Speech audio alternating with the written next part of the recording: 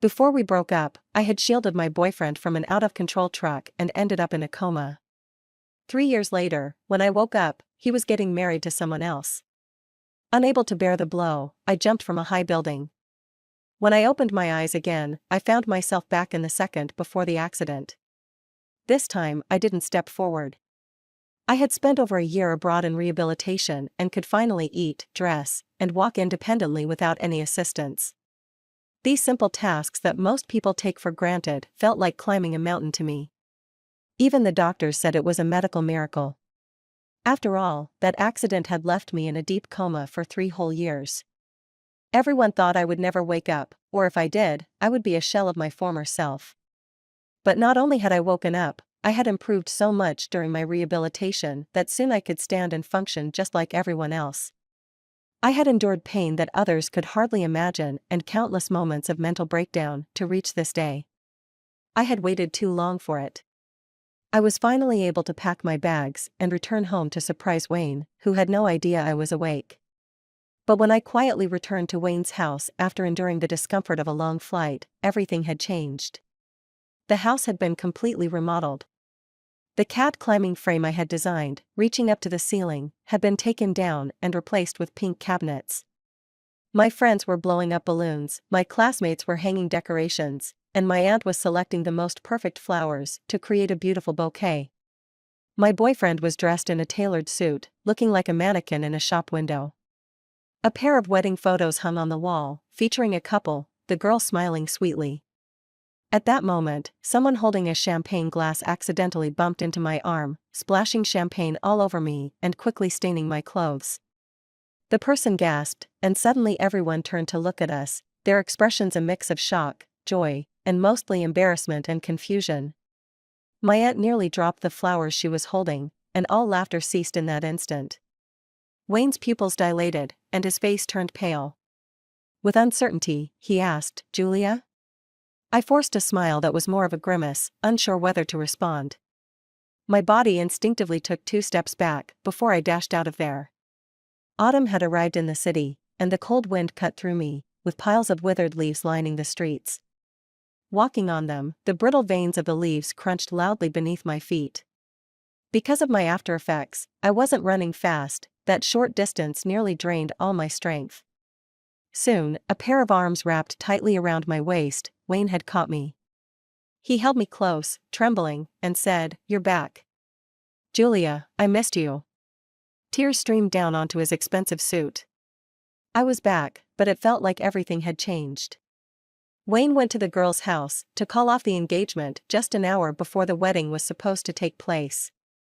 My aunt gently stroked my face, tears welling up in her eyes. "Don't blame Wayne, he's been through so much these 4 years. If it weren't for that girl, he might not have made it." I felt like I had a lump in my throat as I glanced at the corsage on her right breast, a vibrant red rose, with a matching satin ribbon hanging down, clearly labeled officiant. My aunt quickly covered the corsage with her hand, her well-maintained face showing embarrassment. "Julia, I'm not betraying you, I just never thought you would wake up." Her voice trailed off, almost inaudible. I swallowed a metallic taste of blood in my mouth and, as tears threatened to spill, I said, "I just got back and need to adjust to the time difference, I'm going to sleep." I then wrenched my hand from hers and went back to my room, burying my face in the blanket. Tears rolled down in large drops as I curled up in pain. This heart-wrenching feeling was even worse than the pain I had endured during my rehabilitation. I couldn't help but wonder if this was just a nightmare, like the dreams I used to have at the beginning of my therapy, where I remained a foolish cripple. I would never be able to pick up a spoon, saliva would dribble from my mouth, and I would never learn to use the toilet. I didn't know how long it had been when someone pulled the blanket away, and the bed dipped slightly. I knew Wayne had returned. The silence in the room was eerie. I finally sat up slowly, meeting his gaze. His shirt was missing 2 buttons, his tie was half undone, and his face bore dark bruises, with a cut on his lip. "Did they hurt you?" "I'm fine, it's what I deserve," he replied. I understood completely. At that moment, the invitations had already been sent, the banquet was booked, and the bride's family wouldn't let him off easy for a last-minute cancellation. If I hadn't come back, tomorrow they would have exchanged vows and rings in front of everyone. The thought made my fingers dig into my palms, and my throat tightened as I asked the question that had been buried in my heart. Wayne, did you think I wouldn't come back? Wayne bit his lip, his eyes downcast. After a long pause, he finally said, Julia, I'll be here for you. I won't leave you again. He didn't directly answer my question, but the sincerity in his words cut deeper than I expected. Just then, Wayne's phone rang. He pulled it out, and on the screen was a photo of him and that girl, the contact name reading, My Dearest Babe, the text color in pink, likely a customization by her. How intimate. There was a time when Wayne had called me that too. Noticing my gaze, Wayne quickly pressed decline. But the calls kept coming in one after another. Finally, he turned off his phone and looked at me, a hint of guilt in his eyes. I'm sorry, she might need some time. After a pause, he added, but don't worry, I'll handle it. How long have you been together? The sudden question caught Wayne off guard, and he tightened his grip on the phone. His voice was rough as he answered, a year. I closed my eyes. A year. While I was afraid of scaring him with my current state, my brother kept the news of my awakening from me. While I was struggling every day to learn to walk, often ending up bloodied, while I was trying to speak, my tongue cut from my teeth, while I was unable to button my clothes and ended up soiling myself, every time I was on the brink of giving up but persevered just thinking that I would see him again, he had fallen in love with someone else. Wayne's promise to always be by my side had not been fulfilled. He only stayed with me for one day, before rushing off because that girl was sick. Before leaving, he assured me, I'm just going to check on her. Once I make sure she's okay, I'll cut ties completely. But that one visit turned into a week. Disheartened, I packed up the things he had given me during our relationship, ready to return them. I wasn't desperate. I wasn't pathetic enough to beg a man for love. And I wasn't foolish. If he truly cared, even if I had my brother conceal my awakening, he wouldn't be unaware that I had been awake for a year. I always made excuses for him, he was busy, tickets were expensive, the distance was far, he had parents to take care of. By the end, I was the one who felt exhausted. This time, I was the one who didn't want him. Just as I was about to head out with the box of items to mail back, Wayne's current girlfriend showed up at my door. She wore a loose dress and held a hospital tote bag. Seeing my astonished expression as I stared at the bag, she gently caressed her stomach and said with a smile, Wayne and I were almost married. You don't think nothing happened between us, do you, Julia? Her voice shattered my sealed memories. The girl in front of me was none other than Maxine, a younger classmate who had clung to Wayne during our university years. No wonder my aunt had become their officiant, she had been in a relationship with Maxine's father when they were young. Are you trying to use old feelings to keep Wayne? She tilted her head, showing a naive expression, then pulled a pull tab from the box I was holding. It was the token of love Wayne and I had exchanged back in school. He had promised to give me a real diamond ring in the future. Unfortunately, the engagement ring ended up on someone else's hand. Don't be silly, he knows he's a dad now, and he's over the moon. She tossed the pull tab onto the ground like it was garbage, then leaned closer to my ear and whispered, let me tell you a secret, Wayne and I have actually had feelings for each other for a long time. 4 years ago, on the day of your accident, he was going to break up with you. In that moment, it felt like all the blood in my body had frozen. I remembered how Wayne had hesitated that day and thought back on how he hadn't reached out to me in the last 4 years. Turns out, the love and reckless devotion I thought I had were all for someone else. As I turned away, Maxine purposely elbowed the box I was holding, sending its contents scattering everywhere. Seeing my dazed expression, she couldn't hide her smug satisfaction. It was as if she was saying, look, I still won in the end. But as she stepped back, she accidentally stepped on a crystal bracelet. She stumbled and fell down the stairs, blood gushing from her leg. Terrified, her face paled as she yelled that I was the murderer. Wayne rushed over and shoved me, making me stumble. Julia, how could you be so cruel? Though my heart felt dead, I didn't hold back and slapped Wayne across the face. I'm not as disgusting as you two. Maxine's family called the police, threatening to sue me and send me to jail. My aunt looked at me as if I were a stranger, practically wanting to distance herself from me immediately. My friends and classmates whispered behind my back, calling me a crazy lunatic. But soon, the investigation results came out. The surveillance camera at my house had clear audio and video of Maxine's arrogant, despicable face. Her fall and miscarriage were entirely her own doing. The day Wayne apologized to me, I stood on the rooftop, looking up at the stars. What used to be a sky full of stars was now reduced to just a few. Everything had changed without me even realizing it. Julia, I was wrong. I shouldn't have doubted you. Please come down, I beg you. My aunt had also come, saying, Julia, I'm so sorry. Don't do anything reckless. Look, when you start to despise this world, the whole world comes to love you. I walked along the edge of the rooftop, feeling like a leaf about to fall. Wayne knelt in front of me, his head bleeding. He kept saying he loved me over and over. I was so tired. After a year of rehabilitation, my mental health had deteriorated as well. During the worst times, I needed medication just to sleep. Back then, I naively thought Wayne would be my salvation, but instead, he pushed me deeper into despair. I lost 4 precious years, my health, my ability to love, my education, and became disconnected from society. I would never be okay again. I opened my arms, letting the autumn wind tousle my hair, but my heart was surprisingly calm. As I started to fall backward, I looked at Wayne and said, I curse you to never find true love. To my surprise, I jumped off the rooftop. I found myself back on the day of the accident 4 years ago. A younger Wayne stood before me with his head down, hesitating to speak. Julia, actually You want to break up with me, right? As the familiar scene replayed, I couldn't help but voice the words he had kept bottled up inside. He looked up suddenly, shock written all over his face. You cheated on me, with Maxine. Considering your unusual behavior these past few days, you've been cheating for at least 3 months. I paused and let out a long breath. I agree. With those seemingly casual words, it felt as if I were discussing someone else's life. Wayne lost his composure and argued, I didn't cheat. I don't know where you heard this, but I've never betrayed you. His voice trailed off. I think we're not suitable for each other. How ridiculous.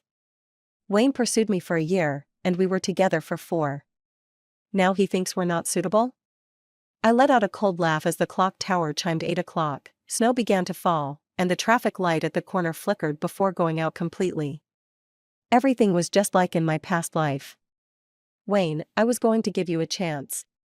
If you admitted that you liked someone else, I would respect your decision. Unfortunately, you don't even have the courage to admit your mistakes. I took a step back, looking at him with pity. This version of Wayne was young and vibrant. But deep down, he was so pathetic.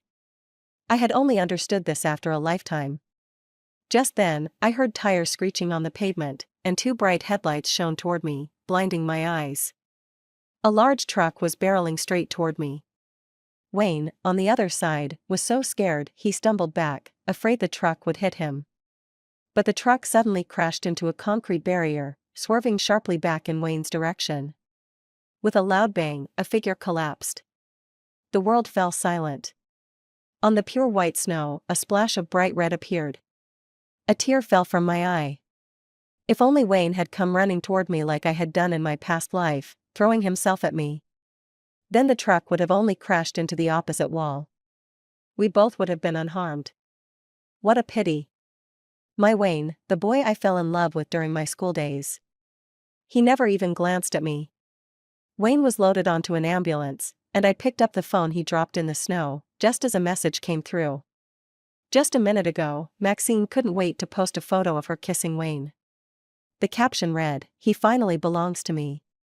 Many people left blessings below, including Wayne's friends, who called me sister-in-law.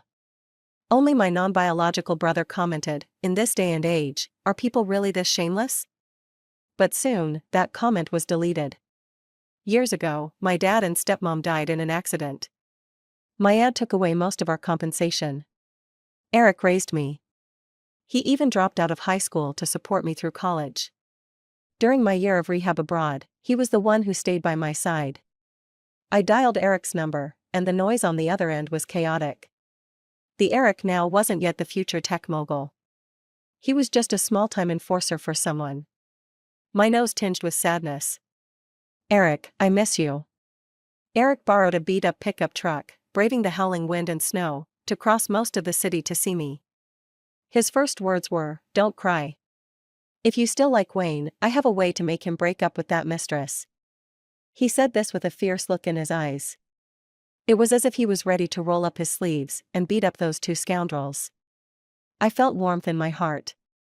I remembered in my past life, when I woke from a deep coma, the first person I saw was him. He taught me how to eat, how to talk, and walked with me. He never complained when I got my clothes dirty, and even helped wipe my drool.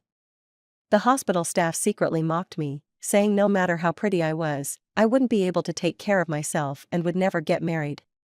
He even argued with them, saying he could take care of his sister, and she would definitely get married. During those dark days, he was my only emotional support. Now I realize, salvation was always right by my side. Why should I stubbornly chase someone who isn't worth it? Fortunately, in this life, I didn't shield Wayne from the truck. I was still healthy. Everything is a fresh start. This time, I'm the one letting him go. I jumped into Eric's truck and smiled firmly. Take me to Wayne's house. I'm moving out. Since we've broken up, it's time to cut all ties cleanly. The truck quickly drove to Wayne's house. One entire wall was filled with all the awards I had won for dancing. I still remember how excited I was when moving my things into his place, planning everything here. I wanted to have a potted orchid on the balcony, a white carpet, an air fryer, and a vanity. At that time, I naively thought that this would be my home for life. I slowly packed those things into boxes, gradually erasing my past traces. Then I closed the door and returned the keys to the property management. After doing all this, I suddenly felt incredibly refreshed. It was a timely damage control lesson I had learned over a lifetime. Just then, Wayne's brother sent me a message. "Julia, Wayne was in an accident. He lost his right leg below the knee. The location is..." I didn't even finish reading the rest before I blocked him. After the weekend, I went back to school as usual. The whole department was buzzing about two things. First, my boyfriend Wayne slept with Maxine. Second, Wayne was disabled. There's a third thing. My roommate Nicole leaned closer to me. She's a know-it-all, nothing that happens in the whole school escapes her notice. Maxine went to the hospital to see Wayne, and when she found out he had to have his leg amputated, she nearly fainted. As soon as Wayne woke up, she broke up with him, saying she's still young and can't spend her life with a disabled person. They broke up on the day it was officially announced, even deleting their IG posts. Nicole scoffed and looked at me. "Julia, lucky you got away quickly, otherwise, that jerk would drag you down for life." I stared at my toes, silent. Being disabled and abandoned by the one you love, what a devastating feeling. He should experience that himself. Over a month passed like this. I was getting more used to school life. Not only had I successfully raised my grades to first in my department, but I also received a nice scholarship. Just as I was texting Eric to share my joy, a message popped up in our chat group saying Wayne was about to be discharged, and everyone wanted to throw a party to celebrate his recovery and cheer him on. I scoffed inwardly, what's there to celebrate when he's lost a leg? Then, several photos of ordered flowers and fruit baskets appeared in the chat, with Wayne's friends tagging me. "Julia, you haven't visited Wayne once during his month in the hospital. You must come on discharge day." There was even a pin location for the hospital. A blatant hint. Had they forgotten how they congratulated Maxine on her relationship with Wayne when it was first announced? Now that the new girlfriend is gone, they suddenly remember me, the ex? Just as I was about to reply, Nicole sent a voice message. "Did you tag the wrong person? Julia, the dumped ex-girlfriend, has nothing to do with your Wayne now." The chat went silent for a minute before someone replied, "Wayne's in this state, what's there to fuss about?" Fuss? They're all cut from the same cloth. You have no idea. Wayne lost a leg, but Julia lost her love. I felt touched. Thank you, Nicole, my internet mouthpiece. I wasn't polite either, cursing all of them before leaving the group. I didn't even want to acknowledge Wayne, let alone his clueless friends. Nicole messaged me, complimenting me on being cool and rational, worried I might soften. How could I? I vividly remembered my past life. I wasn't that kind-hearted. After that, the group chat settled down. That day, I planned to have dinner with Eric. But his phone was unreachable. My right eyelid kept twitching, so I called his manager instead. I learned that a customer had caused a scene in the shop that afternoon, and Eric got hurt while maintaining order, sending him to the hospital. I rushed to the hospital, unable to reach him, wandering around like a headless fly. Unexpectedly, I ran into Wayne instead. It had been a long time. He sat in a wheelchair, his cheeks hollow, his complexion pale. His right leg was just a stump above the knee. The dark pants hung down, leaving empty pant legs.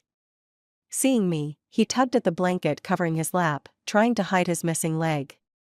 His voice was a bit excited. "Julia, you came to see me?" I hadn't expected to run into him here. The wheelchair wobbled as it rolled in front of me, Wayne grasping my hand tightly, his dry lips moving. "They all said you wouldn't come." I didn't believe it. We had 4 years together. I knew you couldn't forget me, that you still worried about me. I couldn't help but recall everything from my past life, including his hesitance on our breakup day and his cowardice in the face of danger. I felt a wave of nausea. Just then, Eric walked past. I pried Wayne's fingers off, one by one. With a blank expression, I said, "You're mistaken, I'm not here for you. I'm looking for my brother." After that, I ignored Wayne's ashen face and ran straight toward Eric. He was the only one I cared about in this world. At that moment, Wayne's friends arrived with flowers and a fruit basket to pick him up. One of them, with keen eyes, exclaimed, "Isn't that Julia?" I knew it. She says she won't come, but she can't let go of Wayne. But who's that guy next to her? They look pretty close. I focused solely on checking Eric's injuries, confirming he was okay, before pulling him away. I hated the smell of disinfectant in the hospital and that group of people. "Hey? Why did she leave?" "Really? She didn't wait for Wayne?" Some sounded surprised. At that moment, I felt a piercing gaze on my back. Out of the corner of my eye, I saw Wayne's face darkening, his fists tightly clenched. Wayne didn't like Eric. Even before we got together, he told me he disliked the way Eric looked at me. Now that Wayne had lost a leg and was in great pain, I was filled with thoughts of the person he didn't like. He must have been suffering greatly. But I couldn't care less what he thought. I didn't harbor thoughts of revenge either. I simply said firmly to those around me, "Eric, you should quit." I probably didn't have the patience to wait for Eric to succeed following the path from my past life.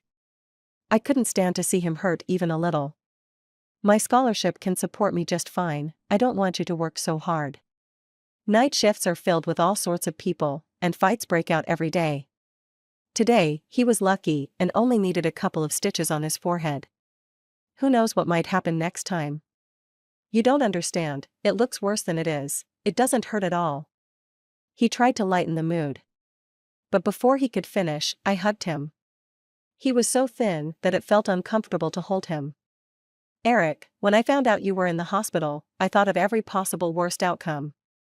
If anything happens to you, I would really go crazy." My voice choked. My luck had been terrible in my past life. I was abandoned by my lover and betrayed by my family. The only one who never gave up on me was this brother without blood ties. I hadn't been strong. I endured 3 years in a hospital bed and 1 year of rehabilitation, but I couldn't last even 12 days back home. Since I had a second chance. He had always protected me, and now I would protect him. The sudden embrace made Eric's chest tense, and after a long while, he gently patted my head. "What are you saying?" "I'm your brother." He looked as dignified as ever. After a moment, his voice softened, "Okay, I'll listen to you." Later that night, back in my dorm, I used my scholarship savings to buy Eric a computer online. I knew Eric was a genius in this area, and in the near future, he would use his talent to achieve great things in computing. In my past life, he had worked while taking care of me, exhausting himself completely. This time, I would do everything possible to relieve his worries and help him succeed sooner. Suddenly, a strange call came in. When I answered, no one spoke, only shallow breathing was heard. I tried saying hello a few times, and just as I was about to hang up, a hoarse voice said, "When did you move out? Why didn't you tell me?" It was Wayne. "You didn't take the keys, don't you plan on coming back?" How ridiculous. Was I supposed to stay there for Christmas?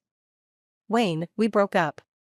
I reminded him kindly, "You were the one who didn't want me." There was a long silence on the line. Just as I was about to hang up, he spoke again, "I regret it." Regret? Was it genuine regret? Or was it because Maxine had ruthlessly dumped him that he was remembering my good side? So what?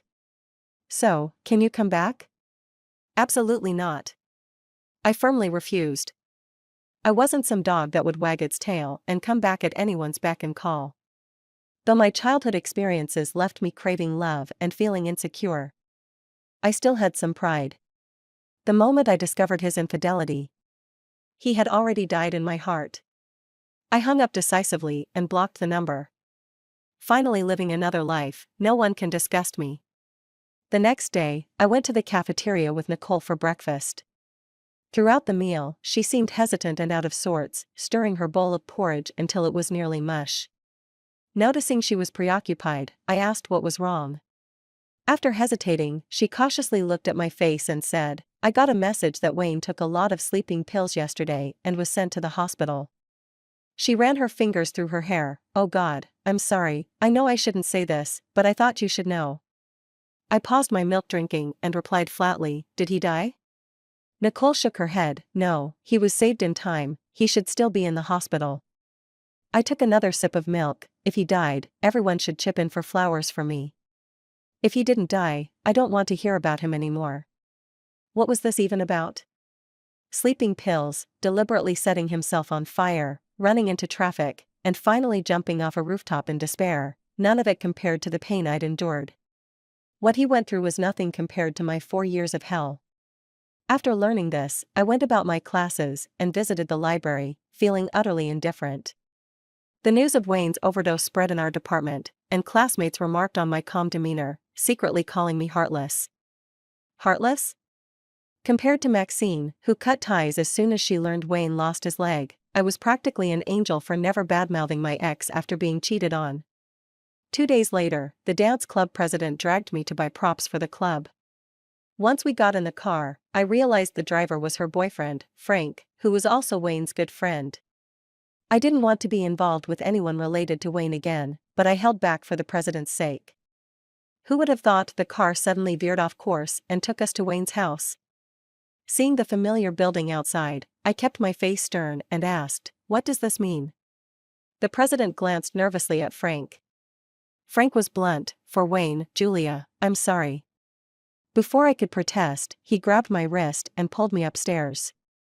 As soon as we entered the foyer, the sound of shattering glass echoed from inside. Maxine's voice cried out, "Wayne, did I not make myself clear that I can't be with a cripple?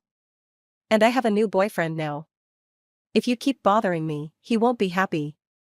Wow. Wayne's friends sure knew how to keep him happy, bringing in 2 girlfriends at once. Frank looked a bit awkward, and then a cough came from inside. It was Wayne's voice. "Get lost. Liking you was the stupidest thing I ever did." With that, Maxine rushed out, saw me, and with a bite of her lip, shot me a fierce glare. "Mind your own boyfriend." He was her boyfriend when he had legs. Now that he didn't, he was mine? I was furious, but Frank pulled me into the living room. He rushed out first and locked the door behind him. What a jerk. Our commotion startled Wayne inside. Facing away, he thought I was Maxine returning. He shouted, "Didn't I tell you to get lost? You tell me to go, but you should open the door." Wayne stiffened, turning his wheelchair to face me. He looked so haggard after a few days. His hair was messy, dark circles under his eyes, unshaven stubble on his chin, and his cheeks sunken, making his pale face look bloodless.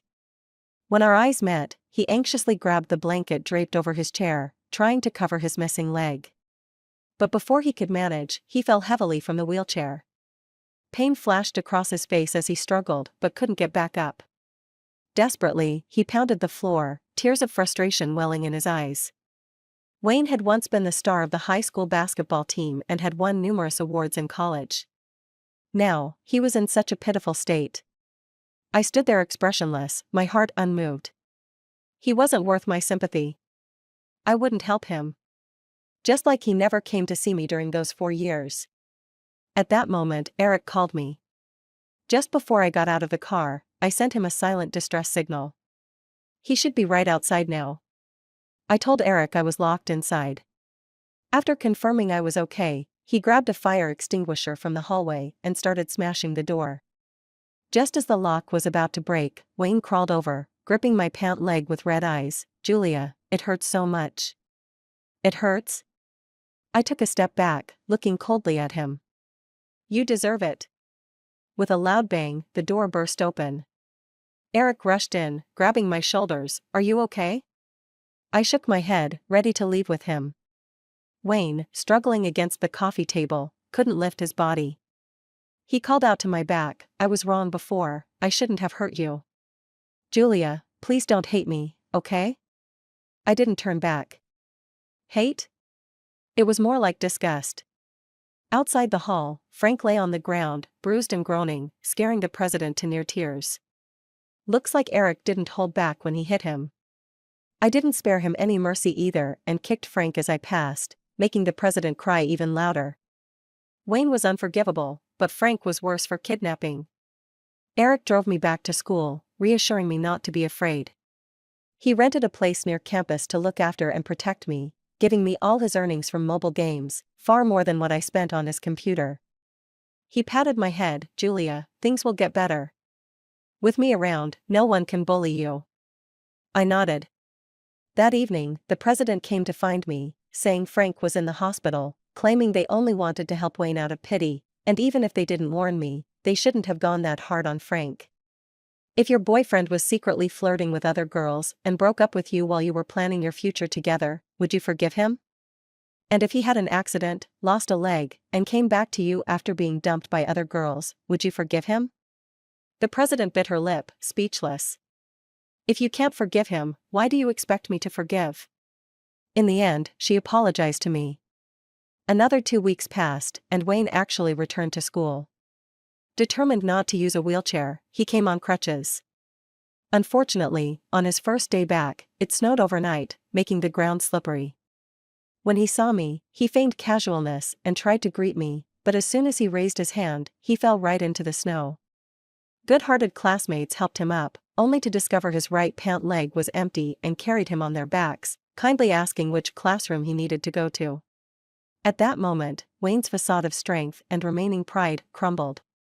His face paled as he muttered he didn't need help, which only made others think he was shy.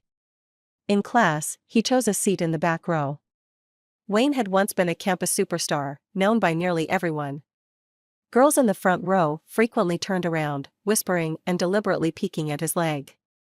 With just one leg left, he can't show off anymore. Wayne dropped his gaze, feeling humiliated. He heard them. The next class was physical education. Because the snow hadn't been completely cleared, the teacher opted for class in the gym. I was taking gymnastics, and after practice, I went to get some water, unexpectedly bumping into Wayne sitting in the stands. His gaze fixed on the basketball players not far away, his hand unconsciously clutching his right pant leg. Wayne had been born to play basketball, representing the school for 3 years and winning numerous trophies. Unfortunately, he could never play again. After finishing my water, I prepared to leave. A voice came from behind me. "If I had chosen to save you when the truck was coming, would everything be different?" I didn't reply. Even if he had another chance, he wouldn't come to save me. Selfish people are always selfish. It's only because the price was too painful that he regretted it now. Just then, a peal of silver laughter rang out nearby. Wayne and I followed the sound and saw Maxine laughing as she hid in a guy's embrace, who even kissed her ear. Wayne's expression darkened as he turned away. Just 2 months in, and Maxine already had a new love. Well, who can truly love one person wholeheartedly without ever changing their mind? Except for that fool from my past life who pushed away his lover and got hit by a car. I turned to leave, but Wayne suddenly got up and grabbed my hand. "Julia, can you give me another chance?" His voice was choked with emotion. I shouldn't have been so blind, cheating with Maxine. It's only now that I realize I only love you. I pulled my hand away, and in his hopeful gaze, I faintly curled my lips. Unfortunately, I don't love you anymore. Not only do I not love you, but I also feel disgusted for having once loved you. Wayne stumbled a few steps, nearly falling to the ground. The next day, Wayne dropped out of school. Someone who once stood on cloud nine couldn't accept their fall to the ground. Time quickly flew by to the day of the college dance competition. In my past life, I had filled out the registration form to participate, but I never made it to the competition. I became a vegetable after an accident. Even if I recovered, I could never dance again. That became a lasting pain and regret in my heart. So this time, I prepared an original dance and practiced it carefully for a long time. The performance was a success. I was once again surrounded by flowers and applause, and I represented the school to win first place. After the competition, I held the trophy, ready to find Eric to celebrate. But unexpectedly, I ran into Wayne, whom I hadn't seen in a long time. He must have gotten the news from somewhere and had been waiting outside the theater. He held a bouquet of flowers, awkwardly turning his wheelchair to present them with both hands. "I promised you that if you won a prize in this competition, I'd buy you a bouquet of red roses. Congratulations, Julia, for finally getting what you wished for." Wayne looked even weaker than before, his eye sockets deeply sunken, and it seemed like he had to catch his breath just to say a few words. But even with his pitiful appearance and his reference to his past promises, my heart remained unmoved. I straightened my back and didn't even glance back as I descended the steps with the crowd. The most heartless response is never rejection but indifference. Soon, New Year's Eve arrived. Eric and I decorated our small apartment beautifully. We sat together in front of the TV to watch the New Year's Eve gala. Half a month ago, I received an invitation to perform on a popular television show. It was pre-recorded. Today, it would air. I watched the show while eating the dumplings Eric had made for me. He was eagerly waiting for my appearance. Finally, when it was my turn to go on stage, Eric's eyes lit up. He even rewound the footage to record it on his phone to watch repeatedly. It was almost midnight, and the host of the program began the countdown. As they counted down to 1, my phone buzzed. It was a text from an unknown number. "Julia, congratulations on finally becoming the person you wanted to be. I'm genuinely happy for you." I immediately blocked the number. I could guess who it was. After graduating in my senior year, I successfully joined the most famous dance troupe in the country. Eric's company also got on the right track. On my birthday, he presented me with a passbook filled with several zeros. "This money is enough for us to buy a home of our own, Julia. I promised I wouldn't let you live a drifting life anymore, and I've done it. It's still not enough." I shook my head, extending my left hand in response to Eric's surprised gaze. "I still need a diamond ring." Eric laughed and cried at the same time, like a madman. "I thought you didn't know my feelings." "Silly. How could you truly love someone and not know?" Our wedding soon approached. The guest list wasn't long, but it was filled with friends who had genuinely helped me over the years. Nicole cried like a rain-soaked pear blossom as Eric and I exchanged rings. "Julia, you deserve the best happiness in the world." At the end of the ceremony, I raised my glass to toast the guests. Unexpectedly, I spotted a familiar figure in the crowd. Our eyes met, but the person hurriedly turned away. I didn't care and held on to Eric's hand. The next day, a news headline read, "A disabled man fell from a high building and unfortunately died on the spot." End.